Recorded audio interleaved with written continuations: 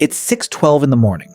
The room is that specific shade of not quite black that isn't night anymore, but sure isn't morning either. Your alarm goes off, and for about 4 seconds you experience something close to genuine physical pain. Not dramatic pain. Just that dull, heavy, full-body protest of a brain that is not done sleeping, being told it's done sleeping. You didn't get enough sleep. You never really get enough sleep. You know it. Your parents know it. Every single teacher who has ever watched a 15-year-old slowly faceplant into a desk during first period biology knows it. And yet, here you are peeling yourself out from under a blanket while it is still technically nighttime outside, so that you can be sitting upright, alert, and ready to learn by roughly 7:45 a.m. Here's a question almost nobody actually stops to ask. Why? Why this time? Why, in a world with electric light, cars, buses, heating, and zero remaining agricultural reason for literally anything, does a teenager's day still begin in the dark? Ask around and you'll get some version of the same 3 answers. It's tradition. It builds discipline. Or the big one, the one that gets repeated so often it's basically folklore, it goes back to farming. Back when kids had chores to finish before school, so the whole system got built around some peaceful agrarian rhythm of sunrise and livestock and hay bales. That answer feels true. It has the right texture. It sounds like something a grandparent would say with total conviction over breakfast. It is also, according to actual education historians who've gone digging through actual records, more or less a myth. Rural one-room schoolhouses in the 1800s weren't early morning operations at all. The typical school day ran from about 9 in the morning to 4 in the afternoon, with the bigger farm labor demands landing in spring planting and fall harvest, not some year-round sunrise shift. The long summer break wasn't built for the fields either. Historians trace it to cities, to wealthy 19th century families who wanted their kids out of hot, crowded, disease-prone classrooms during the summer months. So the postcard image in your head, kid finishes milking the cow, sprints to a one-room schoolhouse at dawn, is basically fiction. The farm story is comfortable. It's just not what happened. So if it's not the farm, what is it? Let's go back. Properly back. To find the real reason school starts when it starts, you have to stop thinking about farms and start thinking about factories. Through most of the 1800s, education in America wasn't something every child got. As late as 1910, fewer than 6 in 10 kids between 5 and 19 were even enrolled in school. A lot of working class and immigrant children weren't home churning butter. They were in factories, in mills, on street corners selling newspapers, some of them clocking 70-hour weeks before they were old enough to shave. Compulsory education laws and child labor laws grew up together side by side as 2 halves of the same reform movement. And when public schools finally did get built at scale, in the growing industrial cities of the late 1800s and early 1900s, they weren't designed around crop cycles. They were designed around the industrial workday. One anthropologist who studies sleep and society put it bluntly. Modern school start times trace back to the 19th century, when public schools existed to look after the children of day laborers while their parents worked factory shifts. Meanwhile, wealthy families were sending their kids to boarding schools on a completely different schedule. The school day lined up with the factory whistle. Bells, rows of desks, fixed periods, a single starting hour for everyone. That's not agrarian rhythm. That's an assembly line wearing a backpack. Here's the part that makes it stranger, though. Even inside that industrial system, for most of the 20th century, American schools didn't actually start early. Before the 1970s, the typical US school day began after 9 a.m.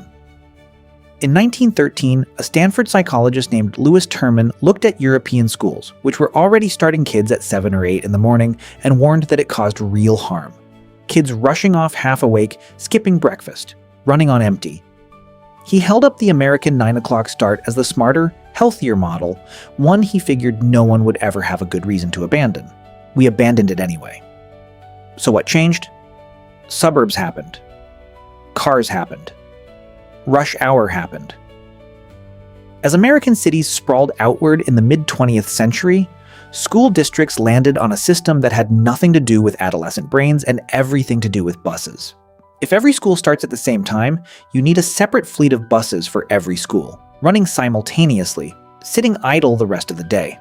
But if you stagger start times, one school at 7:30, another at 8:30, another at 9:30, the exact same buses, the exact same drivers can run 2, sometimes 3 routes each morning. It's not a school schedule. It's a delivery route. And when districts had to decide who got the miserable early slot and who got to sleep in, the choice basically made itself. Elementary kids need supervision the moment they're out of bed, and they conveniently go to bed early anyway. Teenagers, on the other hand, can get themselves up, can watch a younger sibling, can drive. So high schoolers got shoved to the front of the line, 7:30, sometimes earlier, while 8 and 9-year-olds got dropped off closer to 9. We built a system that gives the earliest start time to the one age group whose biology is the worst possible match for an early start time. And that mismatch is not a minor detail, it might be the whole story. Because here's what was happening at the exact same time, quietly, inside the skull of every teenager in America. Puberty was rewiring the body's internal clock. When puberty starts, the brain's release of melatonin, the hormone that flips the switch toward sleep, shifts later by 1 to 3 hours. A 10-year-old might start feeling drowsy around 8 or 9 at night. That same kid, 3 years later, doesn't feel that pull until 10:30, 11, sometimes past midnight. This isn't a phone problem. This isn't a discipline problem. It shows up in teenagers across different cultures, different countries, different eras, with and without screens in the room. It's biology on a schedule, and the schedule doesn't check in with your parents first. Researchers who study this describe it almost like a permanent, mild jet lag, except instead of landing in a new time zone for a week, a teenager's body is stuck in a time zone about 2 hours away from the one the school day is set to for years. And because they still need roughly 8 to 10 hours of sleep a night, and their body won't let them fall asleep until close to 11, waking them at 6 doesn't teach discipline. It just steals hours directly off the front end of the one thing their developing brain needs most. Most don't get anywhere close to enough. Some studies put the number of teens hitting the recommended amount of sleep at around 1 in 10. And this is where it stops being a kids these days problem and starts being an actual public safety issue. Staying awake for 24 hours straight impairs your reaction time to roughly the same degree as a blood alcohol content of 0.10, over the legal driving limit. Just 17 hours awake gets you to around 0.05. Drivers between 16 and 24 make up more than half of all drowsy driving crashes in the country, and teens who sleep under 8 hours a night are about a third more likely to crash than teens who don't. Every single school day morning, millions of newly licensed teenagers are getting behind the wheel in a condition that, in any other context, we would call impaired. So, does any of this actually change anything if you fix the start time? Turns out, yes, dramatically. In 2016, Seattle's public school district pushed its high school start time back by 55 minutes, from 7:50 to 8:45. Researchers at the University of Washington had students wear activity trackers on their wrists before and after the change, so instead of relying on kids self-reporting, "Yeah, I slept fine," they got hard data. The result? An average of 34 more minutes of sleep a night. Median grades climbed 4.5%. Tardiness dropped. Daytime sleepiness dropped. Other districts that made similar changes have reported drops in teen car crashes of up to 70%. 34 minutes. That's it. That's roughly one snooze button cycle. And it moved grades and crash rates.